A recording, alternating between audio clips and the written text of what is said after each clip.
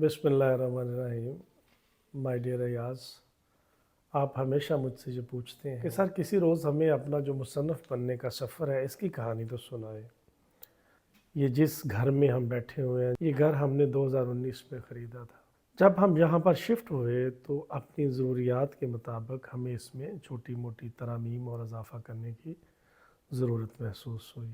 मैं अपने लिए कमरा बनाना चाह रहा था जिसका साइज़ थोड़ा सा बड़ा हो, जिसके अंदर मेरी ज़रूरियात की तमाम चीज़ें हों, जिसके अंदर एक छोटी सी लाइब्रेरी हो, एक वर्क स्टेशन बना हो, कुछ कंफर्टेबल सा सोफ़ा पड़ा हो, ताकि मुझे अगर लंबे दौरानिए के लिए काम करना पड़े तो मैं बैठ के काम कर सकूं।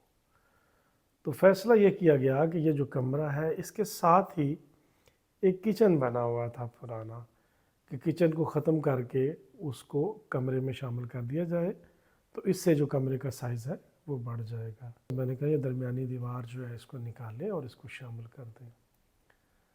करते करते जब उस किचन में एक एग्ज़ॉस्ट लगा होता है, आपको भी पता है कि किचन्स में अमूमन एग्ज़ॉस्ट थोड़ा बड़े साइज़ का होता है और बाहर वाली साइड से ना अमूमन ओपन होता है ताकि उसमें से जो धुआं शुआं है वो आसानी से निकल जाए।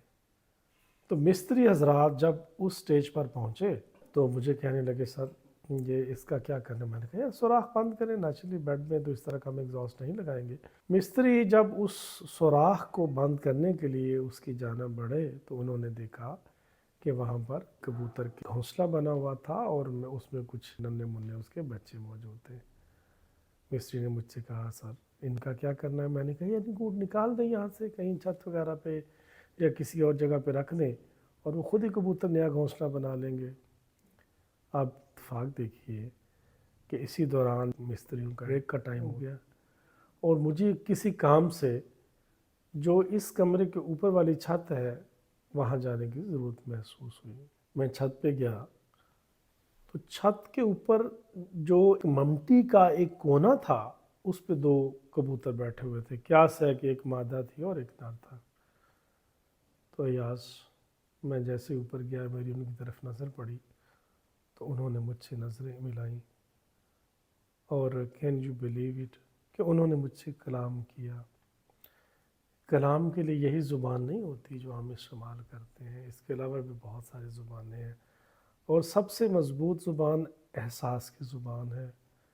मुझे मुखातब होकर कहने लगे, ए इब्ने आदम, तू भी हमारी तरह अल्लाह की मखलूक है और तेरे भी चंद बच्चे हैं जिनके लिए तूने इतना बड़ा घर ख़रीदा है और हम तो तेरे घर के किसी कोने खुदरे में इतनी सी जगह लेके बैठे हुए हैं और छोटे छोटे हमारे बच्चे हैं, हमें उनसे भी महरूम करना चाह रहे हो। ज़रा सोचो तो कि अगर क़यामत के रोज़ हमने रब्बे करीम से तुम्हारी शिकायत कर दी तो क्या मुंह दिखाओगे। अयाज यकीन करो कि मेरी रूह तक काम के रह गई। मैं बड़ी जल्दी से नीचे आया और मैंने मिस्त्रियों से आके कहा कि आपने कबूतर के बच्चों को यहाँ से नहीं निकालना, बल्कि कुछ इस तरह का अरेंजमेंट करें कि अंदर से दीवार भी बंद हो जाए, बेटों की स्मेल ना आए, शोर ना महसूस हो और उनका घोंसला भी बरकरार रहे। तो मिस्त्रियों ने कुछ ऐसा ही किया, उन्होंने अंदर की तरफ खड़ी ईंट लगा दी।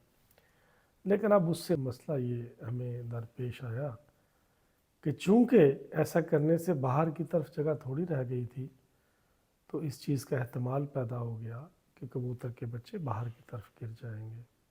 मिस्त्री कहने लगे, सर आप क्या करना है।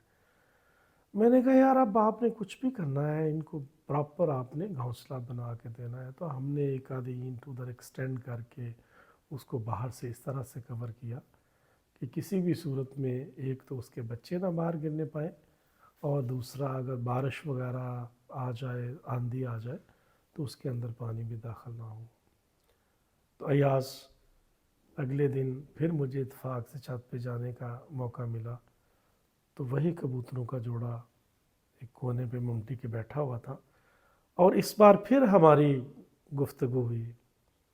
तो इस बार उन्होंने मेरा शुक्रिया अदा किया। अयाज ये वो वाक़या है जिसने मेरी ज़िंदगी की डायरेक्शन तब्दील कर दी। पहले आपको इल्म है कि हमारी जो नौकरी है उसकी मसरूफियात इस तरह की होती हैं कि जहाँ से कम ही वक्त मिलता है कि हम कोई क्रिएटिव या तख्लीकी काम कर सकें।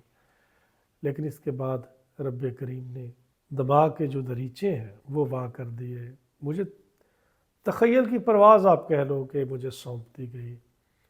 اس کے بعد کیا ہوا کہ کچھ دنوں تک مجھے خیالات نے گھیرے رکھا. طوفان کی طرح، آندھی کی طرح وہ میرے ذہن میں آ رہے تھے کہ مجھے کچھ نہ کچھ لکھنا چاہیے، مجھے کچھ ایسا لکھنا چاہیے جس سے خلق خدا کی بھلائی ہو، جس سے محبت کا، رحم کا، پیار کا پیغام ملے، دوسروں کے ساتھ حسن سلوک کا پیغام ملے. تو پھر یاد ایسا ہی ہوا کہ کچھ دنوں کے بعد میں کاغذ پینسل لے کے تو اسی بیڈ روم میں جہاں باہر کی طرف کبوتر آباد ہے اور اندر کی طرف میں آباد ہوں، میں بیٹھ گیا. اور پھر کین یو بلیو کہ اللہ کریم نے مجھے اتنے تخیل، اتنے الفاظ اور اتنے جملے عنایت کیے کہ میں بیان نہیں کر سکتا.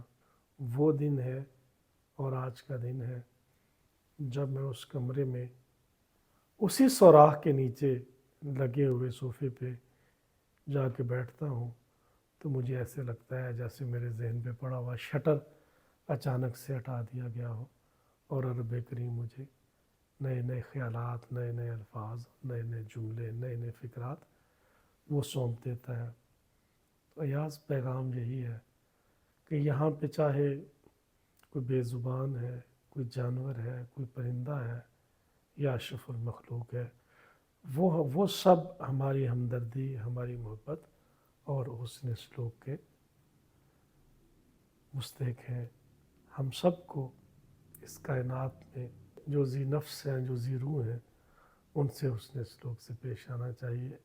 بہت بہت شکریہ.